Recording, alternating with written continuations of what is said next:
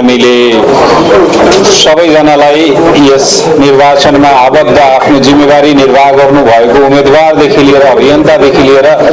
रासुपाका कर्मचारी साथै मिडियाकर्मी सुरक्षाकर्मी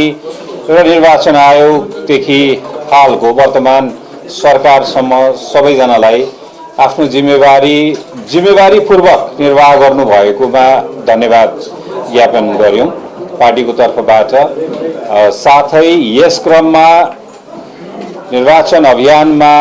अहोरात्र खटेर अहिले स्वास्थ्य अवस्था असामान्य रहेको नेताहरूको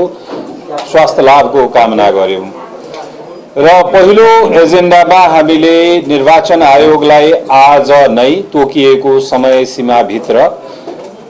राष्ट्रिय स्वतन्त्र पार्टीको तर्फबाट 57 जनाको नामावली बुझाउने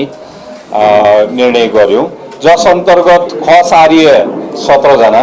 जनजाति 16 जना, मुस्लिम 8 जना, दलित 8 जना, मुस्लिम 3 जना, मधेसी 9 जना, थारू 4 जना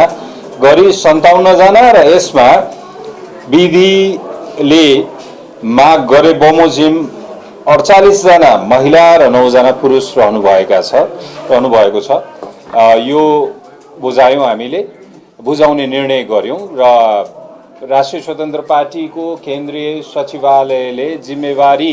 दिएर यही कर्मचारी र सचिवालय सदस्यहरूको नेतृत्वमा आज नै तोकिएको समयभित्र नै निर्वाचन आयोगमा यो नामावली बुझाइनेछ।